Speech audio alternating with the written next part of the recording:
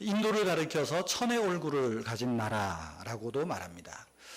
땅덩어리는 우리나라의 세계에서 7번째로 큰 나라라고 합니다. 5번째인 줄 알았더니 인터넷 찾아보니까 7번째라고 되어 있습니다. 인구는 중국 다음으로 많은 2위입니다. 근데 어떤 사람은 그러죠. 중국은 법적으로 1인 1가구니까 그러고 인도는 낳는 대로 나니까 그죠? 인도가 더 많을 수도 있다. 그렇게 말하는 분들도 있습니다. 여기 빨간 걸로 이렇게 쭉 해놓은 데가 인도입니다. 인도는 아시다시피 1858년부터 영국의 식민 지배를 받았습니다. 그러다가 1920년에 간디가 이끄는 인도 국민회의가 이제 영국 식민 통치에 이제 반대하고 또 식민 지배에 비협력 운동을 하죠. 또 비폭력 운동을 전개하면서 1947년 8월 15일 우리나라 광복절하고 똑같습니다. 47년 8월 15일 날 독립을 했습니다.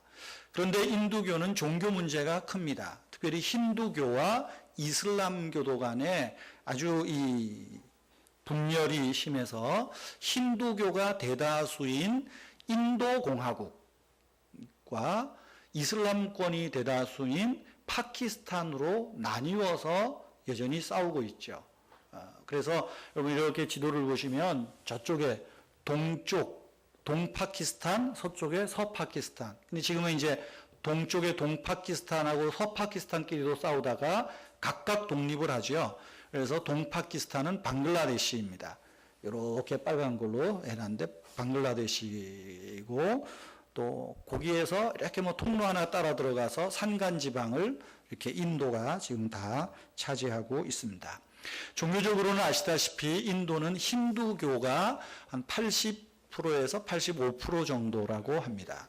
그리고 소승불교, 불교의 나라지만 불교는 별로 힘이 없습니다. 불교 또 이슬람이 대략 한 12, 3% 정도 되고 우리 기독교와 로마 캐톨릭은 끼케봐야 1, 2% 정도 되는 아주 그 세력이 약한 종교입니다. 인도는 우리나라보다 사실 복음이 더 먼저 전파된 나라입니다. 현대 선교의 아버지라고 하는 윌리엄 캐리가 1763년에 개신교의 어떻게 보면 해외 선교의 선두주자입니다. 인도에 가서 선교를 하기 시작을 합니다.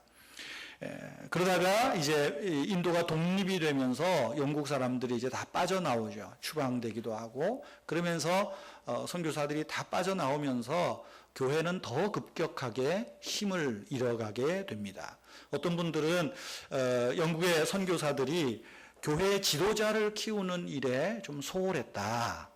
아마 그래서 그 자력으로 인도 교회를 끌고 갈 지도자가 부재되었다라고 그 윌리엄 캐리의 선교를 평하는 분들도 있습니다. 그래서 지금은 교회가 사실은 거의 힘을 발휘하지 못하는 그런 나라인 것 같습니다. 여러분 아시다시피 인도는 과학이 아주 발달한 나라입니다. 핵 무기를 가지고 있죠. 또 IT 강국. 인도에서 뉴스 잠깐 보니까 뭐 알아듣지는 못하지만 인도에서 화성 탐사선 발사 성공한 것 같아요. 혹시 뉴스 나왔나요? 화성 발사선 나왔다고 막 뉴스에서 엄청 떠드는 것 같더라고요. 그래서 대단하다. 우리나라는 그저 인공위성 아리랑 하나 쏠라 그래도 3번, 4번 실패하고 그러는데 역시 과학 강국이구나. 그런 생각을 했습니다. 그런 나라를 보면서 또 델리나 캘커타, 델리는 지금 뉴델리, 지금 수도고 캘커타는 그 영국이 인도 지배할 때, 식민 통치할 때 당시의 수도였는데 뭐 짧지만 도로를 다니면서 드는 생각은 그런 생각이 들었어요. 인도의 건국 아버지라고 하는 간디가 결국은 힌두교, 뭐 간디 자신도 힌두교도고 이 전체적으로 깔려 있는 이 힌두교라는 종교가 가진 문제를 극복하지 못했다. 그분이 영국에서 유학을 하면서 기독교인들에게 어떤 상처가 있어서 복음을 안 받아들였는지는 모르겠어요. 그런데 오히려 좀 예수의 가르침을 간디가 좀 주창을 했었더라면, 보면서 느끼는 게, 간디는 어쩌면 실패한 정치인이 아닐까. 인도 가기 전에 제가 어느 책을 보는데 간디가 이런 말을 했어요. 나라를 망치게 하는 7가지 조건, 이런 글이 있더라고요. 거기 보면 첫째는 원칙 없는 정치, 노동 없는 부, 양심 없는 쾌락, 네 번째는 인격 없는 교육, 다섯 번째는 도덕 없는 경제, 여섯 번째는 인간성 없는 과학, 일곱 번째는 희생 없는 신앙. 이 나라를 망하게 하는 거랍니다. 근데 제가 이 휴대폰에 이렇게 해놓고 한 걸 다시 이렇게 보면서 짧지만 길거리 다니면서 느낀 게 하나같이 간디가 말한 대로 해서 망한 거예요.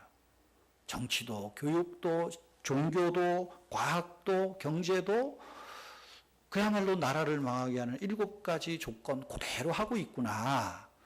그러다 보니까 인도야말로 과학이 발달하고 또 잘 사는 사람은 그렇게 잘 살지만 여전히 그 한계를 극복하지 못했다. 결국 그 한계는 힌두교가 가진 종교, 힌두교. 인도 사회에서 가진 어떤 그 카스트라고 하는 신분 제도가 오늘날의 그 인도 사회에 아주 한 단면을 그대로 보여주는 것 아닌가, 그런 느낌을 지울 수가 없었습니다. 인도의 대다수인 힌두교는 여러분 아시는 대로 쉽게 말하면 범신론이라고 합니다. 범신론은 자연 삼라만상이 신이라고 믿는 겁니다. 모든 게 신이고 신이 될 수 있다는 거예요. 그래서 힌두교에서는 신으로 여기는 소위 신이라고 호칭하는 것이 33,000개의 신이 있다고 합니다. 그러니까 부르는 게 신입니다. 멋진 나무가 있으면 저것도 신이고, 뱀도 신이고, 연꽃도 신이고, 송아지도 신이고, 소도 신이고. 여러분 아시는 대로 인도 가면 소가 활보하고 다니잖아요. 그래서 우리가 흔히 말하는 대로 저 소신께서 지나가신다, 길을 비켜라. 어쨌든 소도 신으로 섬기고 있습니다. 이런 힌두교의 어떤 그 영생관, 불교의 영생관과 마찬가지로 윤회설입니다. 윤회설입니다. 윤회설은 전생의 결과가 현재의 내 삶이고, 현재 내 삶에서 내가 행하는 것, 선행과 고행의 업적을 통해서 다음 생에서 보다 더 나은 삶으로 환생할 것을 믿는 것입니다. 그리고 이 윤회의 사슬을 끊는 게 불교에서 말하는 해탈에 있고, 힌두교에서도 말하는 뭐가 있더라고요. 그런데 이거 알기가 쉽지 않죠. 그러다 보니까 힌두교에서 갖는, 또 이 윤회 사상에서 갖는 것 중에 하나는 하나의 숙명론입니다. 운명론이죠. 그러니까 지금 내가 이렇게 사는 건 내 운명이라는 거예요. 잘 사는 것도 운명이고, 못 사는 것도 운명이고, 거지로 살아도 운명이고, 병들어도 운명이고, 그러니까 그냥 그대로 모든 삶을 어쩌면 우리가 보기에는, 그 사람들은 행복이라 그럴지 몰라도 우리가 보기에는 모든 삶을 체념하는 듯 사는 것 같습니다. 그러니까 신분의 벽을 뛰어넘는다. 불가촉천민이 있죠. 이 사람들은 몸에 닿으면 그 모든 세균이 있어가지고 세균이 다 없는데, 불가촉천민, 들어보셨을 거예요. 이 불가촉천민 중에 용이 된 사람이 있습니다. 캐나다 유학 가서 공부해서 박사학위를 받은 사람이 불가촉천민에 대해서 그렇게 얘기를 해도 좀 세계가 호응도 안 하지만 인도 안에서도 그건 우리는 당연히 그렇게 살아야 할 운명인데 이러는 거예요. 그러니까 참 그 어떤 힌두교 신분 제도를 뛰어넘는다는 게 여간 어려운 것이 아닙니다. 한편으로는 거리에서 구걸하고 누워 자는 사람들의 모습들, 바싹 굴아서 병들어서 누워있는 사람들이, 아마 그 사람들은 이게 내 업보고 행복이겠거니 할지는 모르겠지만 우리의 눈으로 보기에는 참 고통을 고통으로 알지 못하는, 언더우드 선교사가 우리나라에 와서 선교 초기에 너무너무 힘드니까 그런 기도를 했어요. 이 조선 사람들이 고통을 고통으로 알지 못하고 고통을 깨닫게 하는 나를 오히려 멸시하고 있습니다.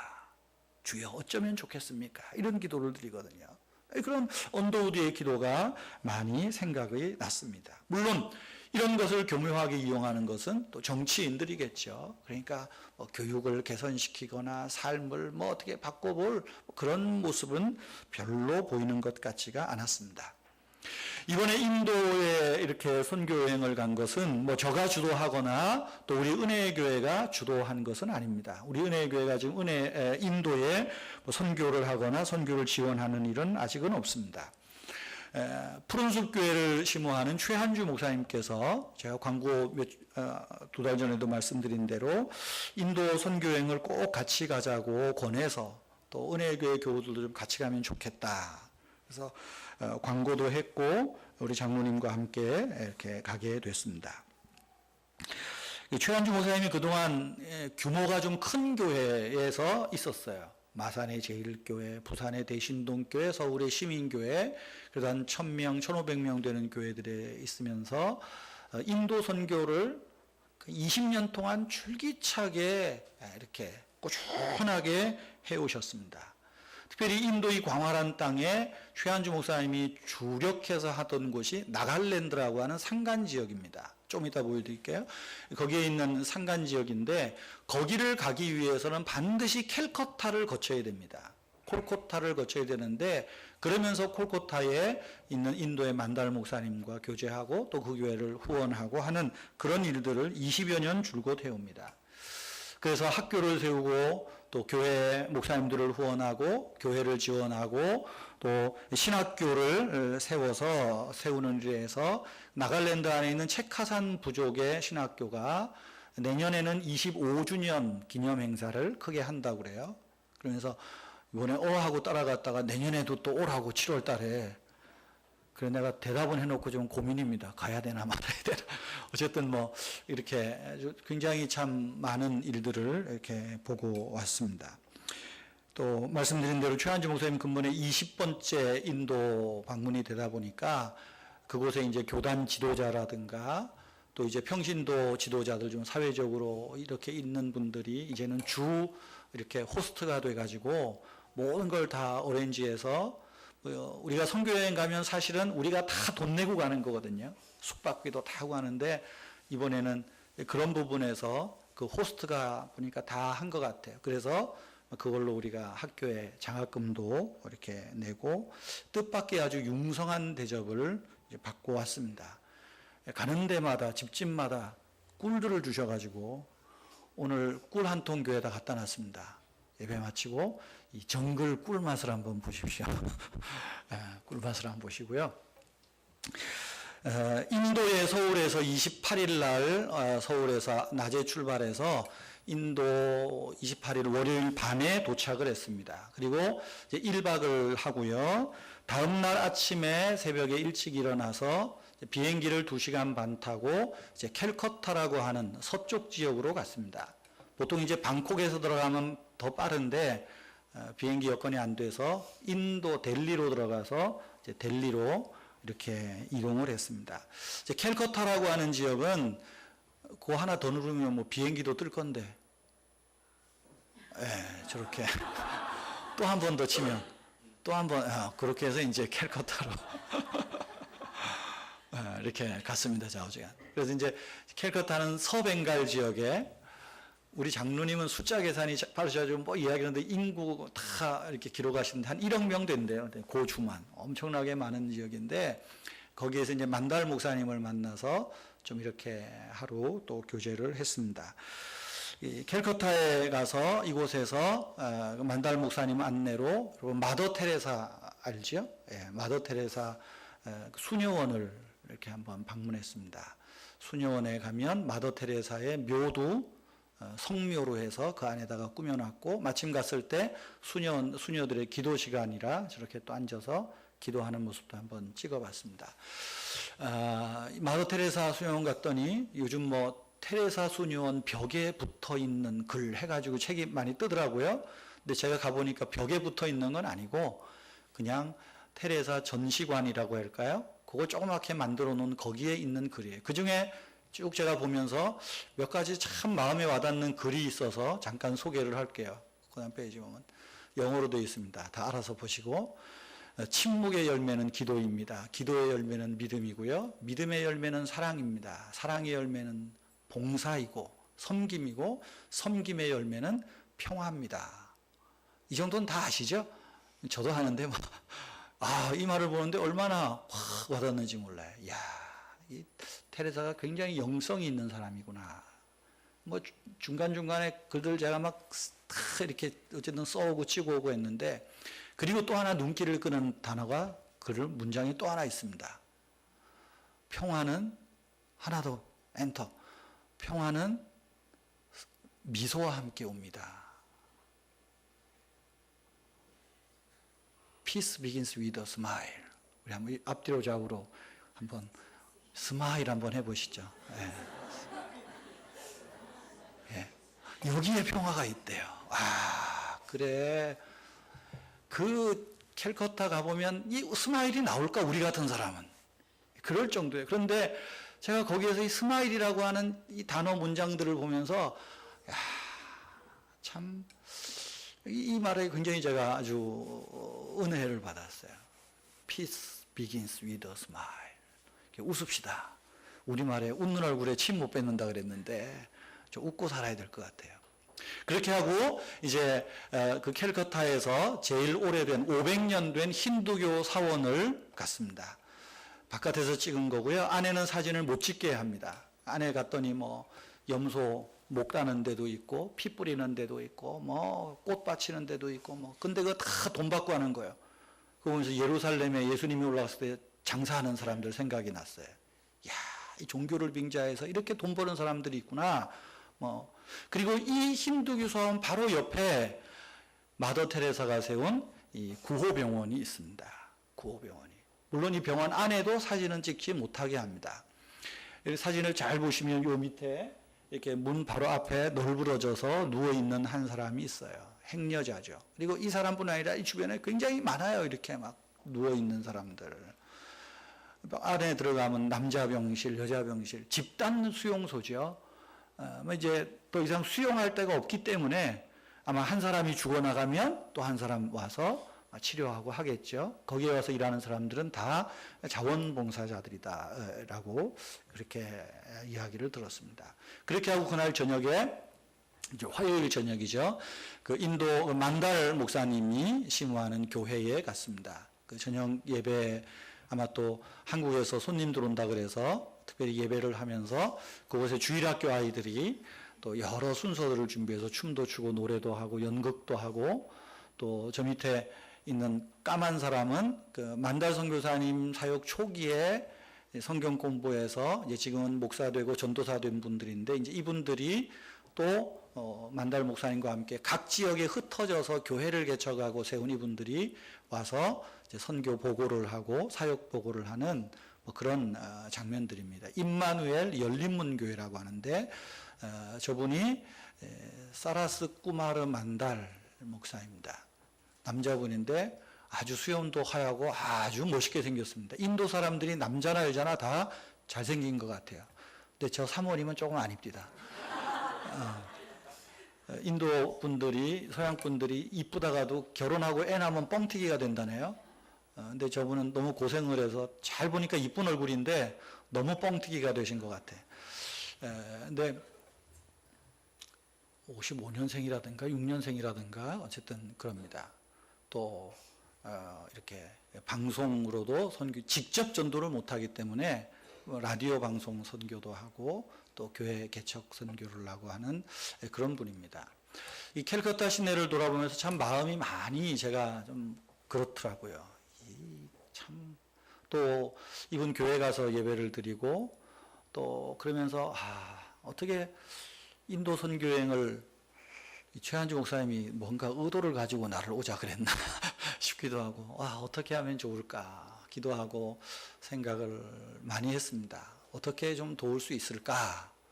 그러다가 그 다음 날에 이제 아침에 같이 밥을 먹으면서 기도를 같이 하면서 이런저런 생각하면서 제가 이 만달 목사님을 위해서 우리가 좀 협력하는 일을 해야 되겠다 하는 제 스스로 좀 결정을 내렸습니다. 그래서 장로님께도 잠깐 이야기를 했는데, 하나는 이야기하고 하나는 말씀을 안 드렸습니다. 하나는 내년부터라도 매월 5만 원 정도라도 정기 후원을 해야 되겠다 하는 결정을 했습니다.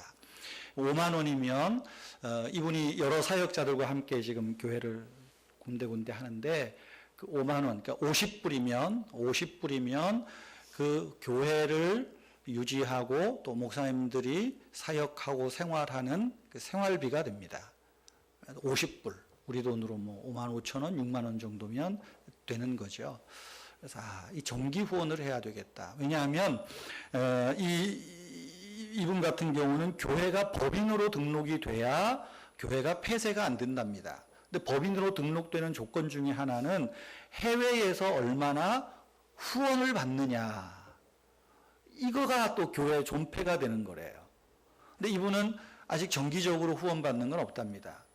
그래서 기도하는 중에 또 최한주 목사님이 개인적으로 뭐 또 교회에서 이렇게 오다가 이번 같은 경우는 이제 후원금이 모자라서 급하게 또 최한주 목사님 전화를 해서 또 얼마를 보내줘서 채우고 막 그렇게 해서 이제 운영이 된다 그래요. 그래서 정기적으로 우리가 한 50불 정도라도 우선 시작을 하는 게 좋겠다 그런 생각을 했습니다. 두 번째는 또 하나는 이분하고 이야기를 하면서 보니까 인도라는 땅이 원체 크잖아요. 이제 사역지를 이렇게 다니는데 인도도 미국처럼 차가 없으면 안 되겠습니다. 원체 크니까. 근데 이분이 차가 없어요. 그러니까 뭐 대중교통 타고 대중교통이라고 해봐야 창문도 다 깨지고 뭐 옛날 3륜차 있잖아요. 뭐 그런 거 그걸 5-6시간씩 타고 다니고 뭘 또 구호품 갖다 주고 여간 어려운 게 아니겠다 싶어서 물어봤어요. 인도에는 차값이 얼마나 합니까? 왜냐하면 동남아시아 가면 차값이 비싸더라고요. 태국의 신성호 선교사가 차가 이제는 하도 애를 먹여가지고 차를 바꾸고 싶어도 차값이 비싸요. 근데 우리가 차 사줄게 말을 못하고 있죠. 왜냐하면 차값이 중고차가 5천만 원, 6천만 원 하니까 그래서 얘기도 못하고 네가 기도하면 알아서 하겠지 하나님이 그러고 있는데 물어봤어요. 물어봤더니 다행히 인도는 자체 차 공장이 있습니다. 인도 메이커 회사가 있고 또 우리나라 현대도 들어가고 그래서 1,500불, 1,600불이면 다마스 같은 승합차지요. 다마스보다 조금 큰 승합차를 뭐 중고 정도라도 살 수 있다. 새 차도 거기서 조금만 더 하면 될 것 같아요. 그래서 제 마음에 그래 매월 한 50불, 5, 6만 원 정도 5만 원부터 시작을 하고 내년에 우리 교회가 10주년 교회 개척 10년 되는 해인데 이 교회에 차를 우리가 좀 헌물해 주면 좋겠다. 물론 우리 교회가 형편이 넉넉한 건 아닙니다. 여러분들 오늘 이 말씀을 듣고 마음에 감동이 되시면 선교헌금을 해 주시고 뭐 안 되면 또 뭐 제가 어떻게 적금 깨야지 뭐 어떡하겠어. 여러분들이 좀 같이 협력해서 좀 하면 좋겠다 싶어요. 저는 적금 깨도 1,500만 원이 안 되니까 뭐 또 교회가 좀 하면 좋겠다 그 생각이 듭니다. 그래서 이 선교하는데 좀 이 기동성이 있어야 되는데 우리가 판교회를 세운 다음에 개척하고 제일 먼저 한 것이 판교회 오토바이 사준 겁니다. 오토바이 그 사역자 신방하도록. 또 거기는 사람 데리고 올 때도 뒤에 20명 오토바이 다 태우고 오거든요. 그래서 했는데 이게 필요하겠다. 그래서 물어봤어요. 여기는 차 운행비는 얼마나 듭니까? 근데 기름이 또 인도에서는 또 석유가 난답니다. 그러니까 기름값이 우리나라 꼭 반이더라고요. 반이고 보험료는 어떻게 됩니까? 그랬더니 인도에는 보험을 냈다가는 아마 보험회사가 망할지 모릅니다. 그래서 보험은 없대요. 왜 없냐?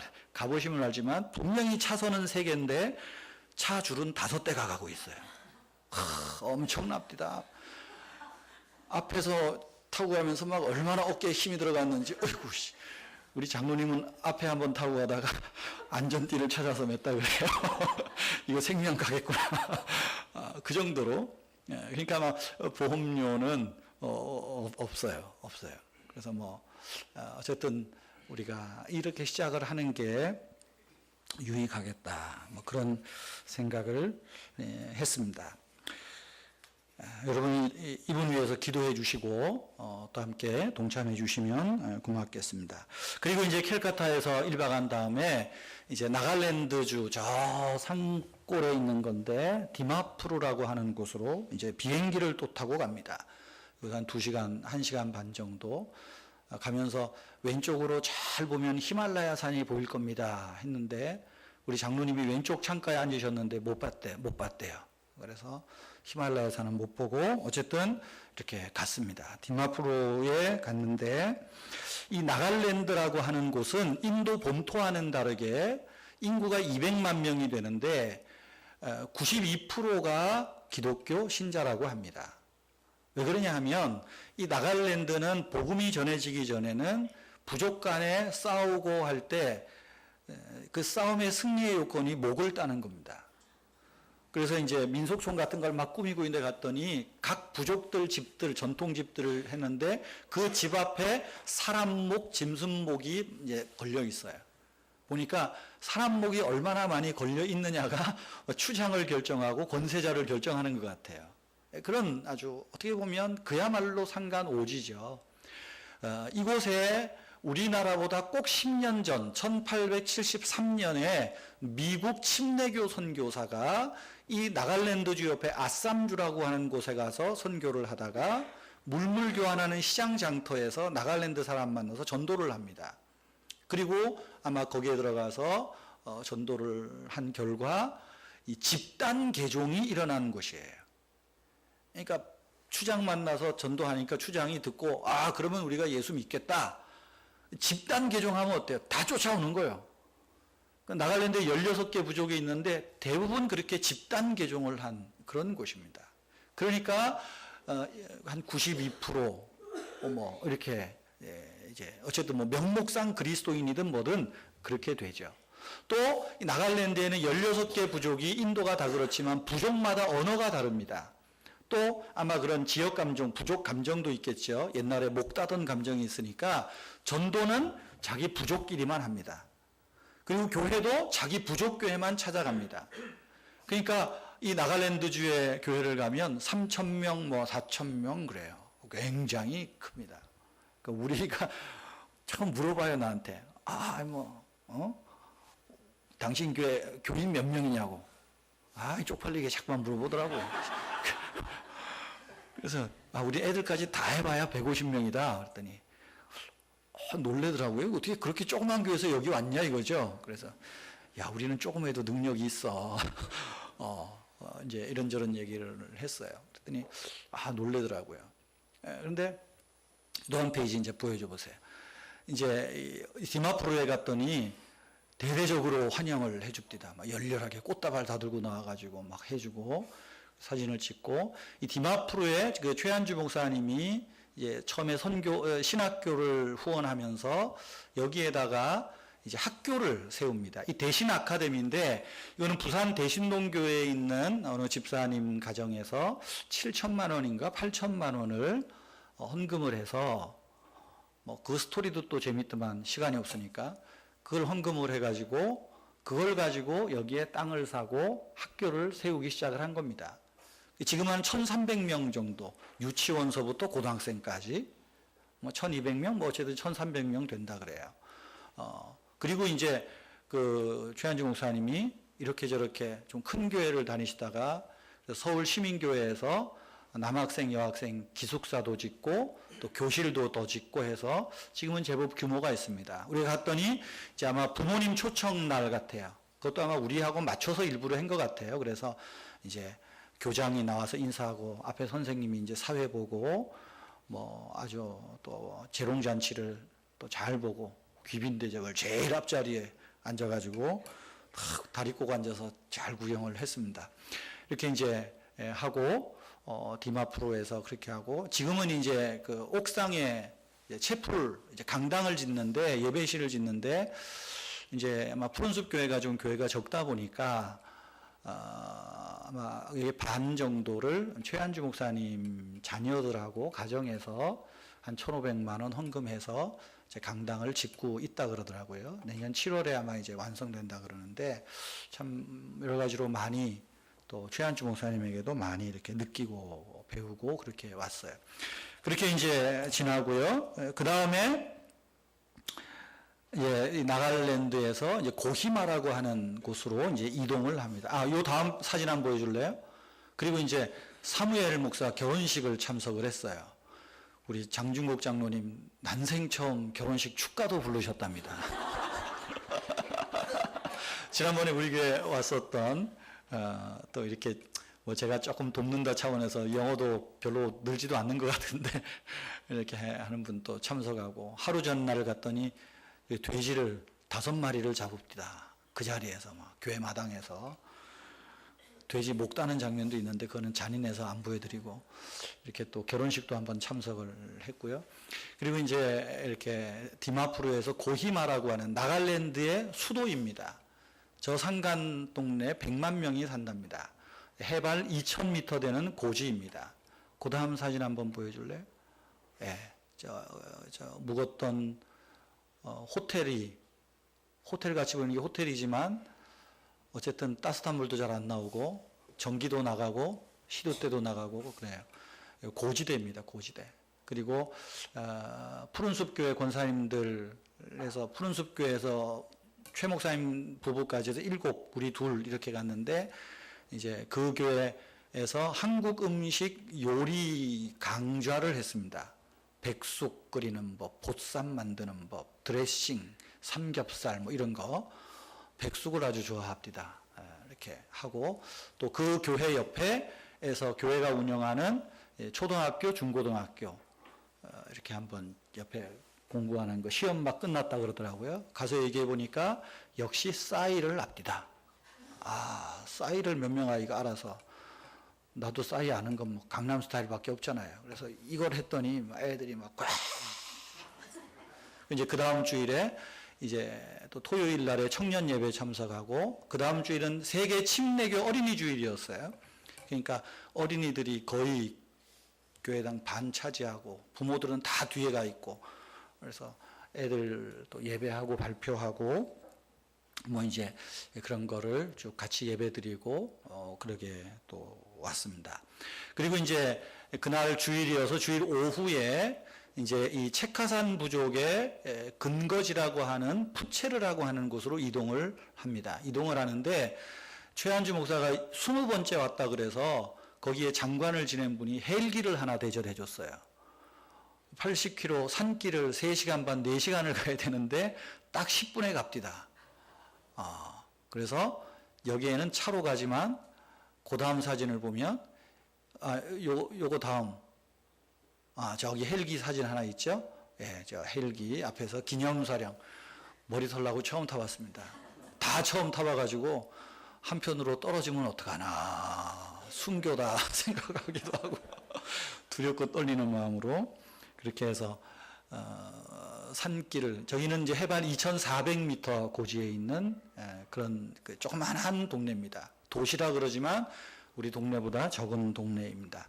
그곳에 가서 주일 오후에 신학생들하고 같이 예배드리고 저기 앞에 특송하는 자매들 여성 중창을 하는데 아카펠라를 하는데 제가 들은 여성 중창 중에 제일 잘하는 것 같아요.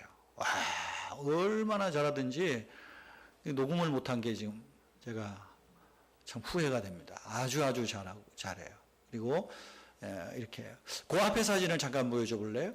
이분이 이제 딩구 목사라는 분인데 이분이 저 체카산 부족 침례교 신학교를 세운 분입니다. 이분하고 이야기를 못하는 영어로 떠듬대고 해보니까 내가 대학 다닐 때 군대 제대하고 86년에 복학해가지고 있을 때 이분이 85년에서 88년까지 제가 다닌 대학에서 석사과정을 공부하신 분입니다. 그러니까 같이 한 캠퍼스에 있었던 거죠. 그때는 신학교 자기도 졸업하고 인도 본토에 유학 가서 공부하고 결혼 안 하고 온 총각 때 왔다 그래요. 그래서 이분하고 얘기해 보면 참 또 그렇구나. 그래서 이분이 가서 자기 부족을 위해서 목회자를 키워야 되는데 신학교를 이제 시작을 한 거예요. 근데 혼자 하려니까 없잖아요. 그래서 신학교 세우다가 문 닫아야 되나 그러고 있다가 에이, 문 닫을 김에 가서 공부를 더 하자. 그래서 다시 우리나라에 와서 박사 과정을 공부하고, 생긴 건저래도 박사입니다. 박사님이세요. 그리고 가서 이제 신학교를 어렵게 시작을 하다가 우리 교단의 마산제일교회에서 이분에게 정기적으로 후원을 하기 시작을 한 거예요. 근데 이제 어떻게 후원하나, 최한주 목사님이 마산제일교회 93년도에 부임해서 가보니까 후원하는데 뭐가 뭔지도 모르게 후원하니까 이 산골을 20년 전에 가봤답니다. 그 교회 장로님들하고 가보니까 너무 투명하게 후원 재정을 쓰고, 또 꼭 신학교가 필요하겠다 싶어서 그때부터 이 신학교를 집중적으로 이제 후원하고 지원하기 시작을 한 거예요. 그러면서 이제 그곳의 교회들이, 또 교회 책하산 부족의 좀 유지들이 보니까 헌금도 하고 해서 건물도 짓고, 뭐 보니까 시민교회에서도 건물 짓고, 대신동교회에서도 건물 짓고, 뭐 이렇게 해서 이제 학교가 지금은 제법 규모를 갖춘 학교가 됐습니다. 신학생들이 한 130여 명 된다 그래요. 아까 결혼식 참여한 사무엘 목사가 이 학교 출신입니다. 이 학교에서 졸업하고 우리나라에 유학을 온 거예요. 그리스도 신학대학에 지금 유학을 와서 공부하고 있는 그런 경우입니다. 그리고 또 이 학교 출신들이 지금은 미얀마 사람들도 이미 유학 오고, 부탄, 네팔 사람들도 유학 와서 공부하고, 또 소말리아로 선교도 나가고, 아주 이제는 학교가 안정적으로 이렇게 잘하고 있다 하는 그런 이야기를 들었습니다. 또 그 다음 날에 보니까 이제 이 학교 축제가 있더라고요. 11월이 되면 해마다 문화축제를 하는데, 아마 우리가 간다니까 맞춘 것 같아요. 일부러 날짜를. 해마다 11월 달에 하는데 16개 부족들 이렇게 전통 춤추고 부족 행사하고, 또 미얀마 친구들도 하고, 네팔 친구들도 하고, 이렇게 저렇게 이제 하더라고요. 그렇게 해서 이제 이 푸제로 2,400m에서 그 다음날 여기서 이틀 자고, 그리고 이제 고히마 2,000m로 내려와서 하루 자고, 그 다음에 이제 그 다음날 바로 캘커타를 거쳐서 이제 델리로 이제 목요일 밤에 왔습니다. 목요일 밤에 이제 하루 자고, 서울 오는 비행기가 밤 11시 반이니까 여기에서 왕복 10시간 되는 이 아구르라고 하는 도시에 있는, 여기 어딘지 아시겠죠? 타즈마할입니다. 타즈마할. 제가 타즈마할 묘지궁을 들었다 놨다 하는 겁니다. 그 현지 인도 가이드가 나보고 폼 잡으라 그래서 폼 잡았는데, 우리 장중국 장로님은 1불 내고 저 사진을 사고, 나는 내가 사진기 들고 있으니까 내 사진으로 찍어줍디다. 그래서 이 타즈마할 가볼만 합디다. 근데 인도에는 보니까 저거 외에는 별로 없을 것 같아요. 그래서 여러분들 타즈마할 못 가셨으니까 사진이라도 구경하시라고 이렇게 보였습니다. 이렇게 해서 이제 금요일 날 1시에 이제 서울로 들어왔습니다. 참 이제는 쑥스러우니까 사진 빼주셔도 되고 이렇게 다니면서 느낀 거는 할 일이 많다 싶은 겁니다. 교회가 할 일이 많다.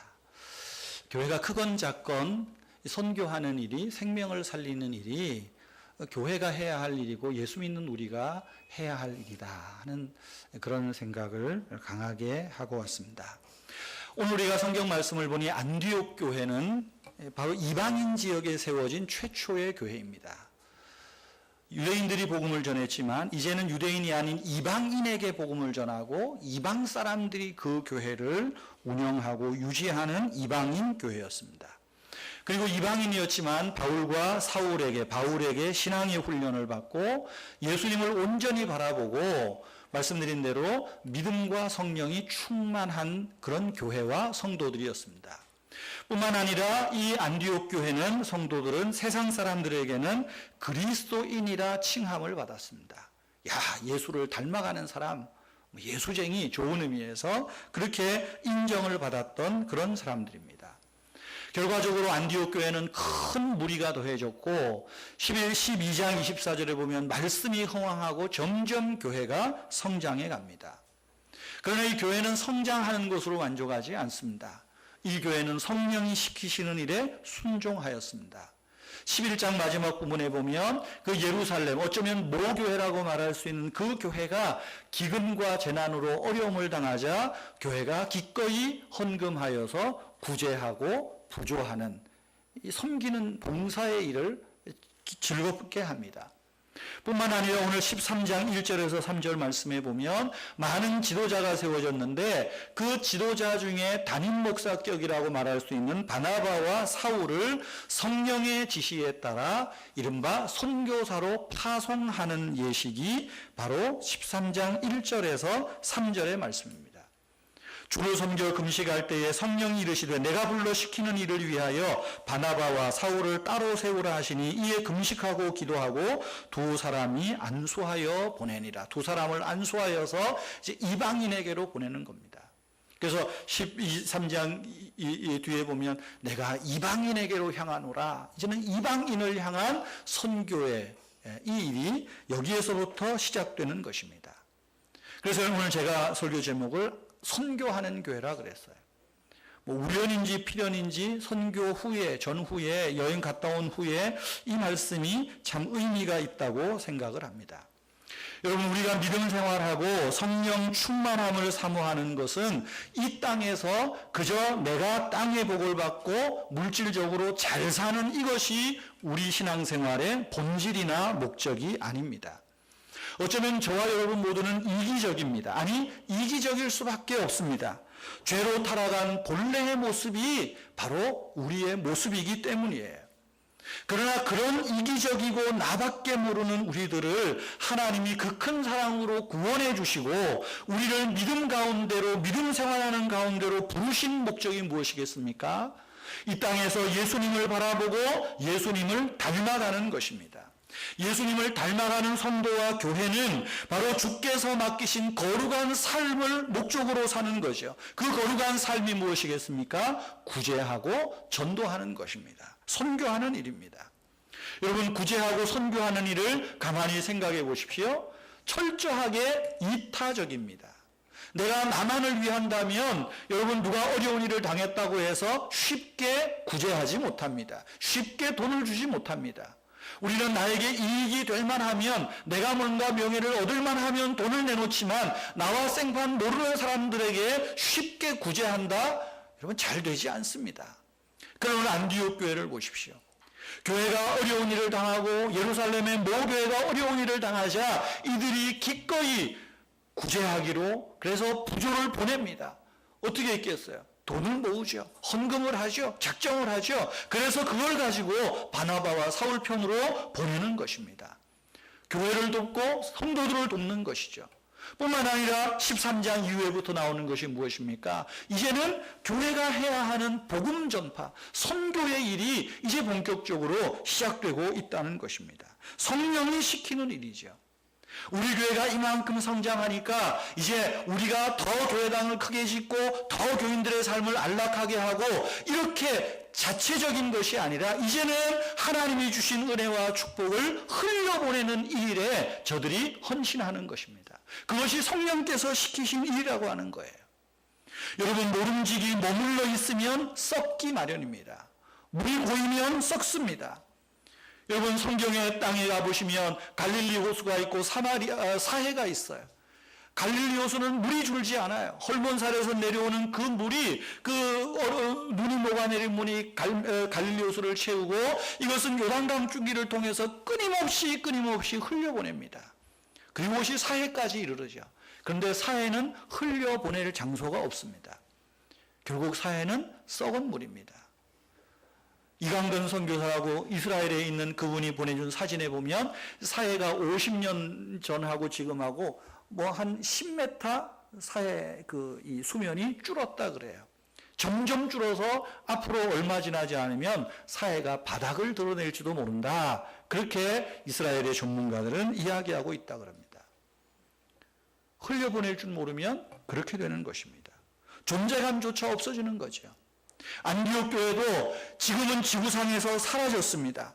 아마 선교를 하고 구제를 하고 교회적 사명을 잘 감당하다가 모르긴 해도 역사적으로 어느 한 시점에 교리 논쟁에 휩쓸리고 당파 싸움에 휩쓸리고 내 교회만을 생각하다가 결국은 지금은 존재감조차 없는 그런 교회가 되고 말았습니다. 하지만 하나님께서 안디옥 교회의 이야기를 우리에게 성경을 통해서 기록으로 남겨주신 목적이 뭘까요? 교회의 본질을 기억하라는 것입니다. 우리가 구원받은 것은 흘려보내는 삶을 사는 것임을 강조하고 있는 것입니다. 개인적으로도 그렇고 교회적으로도 그래요. 물질을 흘려보내고 재능을 흘려보내고 나를 위해 쌓아두는 것이 아니라 흘려보내라는 거예요. 루터의 말대로 로마의 베드로 성당을 팔아서라도 구제하고 생명 살리는 일을 해야 하는 것이 교회의 사명이라고 이야기하잖아요. 저는 우리 은혜의 교회도 안디옥 교회와 같이 하나님이 시키시는 일에 기회가 주어질 때마다 구제하고 선교하는 이 거룩한 목적을 이루는 교회와 성도들이 되기를 주님의 이름으로 축복합니다. 그런 교회가 되면 좋겠습니다. 그러면 여러분 개인과 우리 교회가 어떻게 선교할 수 있을까요? 간단하게 말씀드리겠습니다. 먼저 우리는 기도로 선교할 수 있습니다. 여러분들이 개인적으로 기도할 때, 교회에서 공적으로 기도할 때 선교사님들을 위해서 꼭 기도해 주시기를 바랍니다. 주보에 우리가 후원하는 교회와 선교사님들이나 기관과 또 여러 학교들이 있습니다. 우리 교회가 이런 일을 한다 자랑하기 위한 것이 아닙니다. 기억하고 기도하자는 것입니다. 공적으로 기도하실 때, 장로님이나 권사님이나 집사님이나 공적으로 기도하실 때 공적으로 선교사님들을 위해서 여러분 기도해 주십시오. 특별히 우리가 집중적으로 후원하는 태국 내의 미얀마 이주민들 선교를 위해서 그레이스 선교부 신성호 선교사와 그 팀을 위해서 기도해 주시고 우리 은혜의 교회가 세운 판교회 싸이까뚱 목사입니다. 싸이라고 기억하세요. 싸이를 위해서 기도해 주십시오. 그리고 메소 신학교를 위해서 기도해 주십시오. 두 번째는 물질로 선교할 수 있습니다. 제가 만달 목사님 이야기를 잠깐 했지만 교회가 자리를 잡아가고 교인들이 모여도 20년 전에는 5-6명이었대요. 아마 그날 보니까 애들까지 다 해서 100여 명 이상은 된 것 같아요. 모여도 그들은 교회를 운영할 만한 물질적 여력이 없습니다. 근데 우리가 조금만 도와주면 힘이 있죠. 조금만 도와주면 전도가 되고 생명 살리는 일이 되는 것입니다. 50불이면 미국의 인도의 목회자가 생활하고 교회를 꾸려갈 수 있다고 합니다. 그리고 생명 얻는 역사가 일어나는 것입니다. 여러분 마음이 동하시면 개인적으로도 좋고요. 목적 헌금으로도 좋고요. 여러분 함께 물질로 선교할 수 있습니다. 그러기 위해서 여러분 11조 생활도 성실히 하십시오. 물질 생활에 절제하십시오. 여러분 가보면 우리는 얼마나 펑펑 쓰는지 모릅니다. 뭐 당연하니까 그렇겠죠. 그러나 우리가 절제하고 아끼고 그럴 때 그것을 가지고 나누고 풍족하게 하는 삶에 헌신할 수 있는 것입니다. 세 번째로는 여러분 혹시 기회가 되신다면 선교 여행에 참여하시기를 바랍니다. 우리가 뭐 태국의 미얀마 이제 뭐 선교 여행도 한번 갈 것이고요. 또 뭐 인도는 너무 비싸가지고 근데 가면서 느낀 게 이거예요. 이 사람들은 외지에서 한국 교회에서 사람 온다는 그 자체가 위로가 되고 힘이 되고 하는 거예요. 또 우리는 가서 볼 때, 내 신앙이 얼마나 지금 그야말로 보잘것없는가. 근데 신앙적으로도 도움도 받고 오는 거죠. 이번에 같이 간 집사님 한 분이 40년 교회를 다녀도 그분 말대로 예배당 예배 끝나고 나오면 찬송도 잊어먹고 설교도 잊어먹고 다 잊어먹었대요. 그런데 이번에 가서 얘기하는 거 보니까 아따 혼자 은혜는 다 받으신 것 같더라고. 혼자. 도움이 되는 겁니다. 또 내가 좀 뭐 비용이 좀 들지만 패키지 여행 가시는 것보다는 돈이 더 듭니다. 근데 이것이 내 신앙에도 그렇고 선교지에도 그렇고 힘이 된다는 거예요. 그리고 마지막 네 번째로는 여러분 개인적으로도 선교하실 수 있습니다.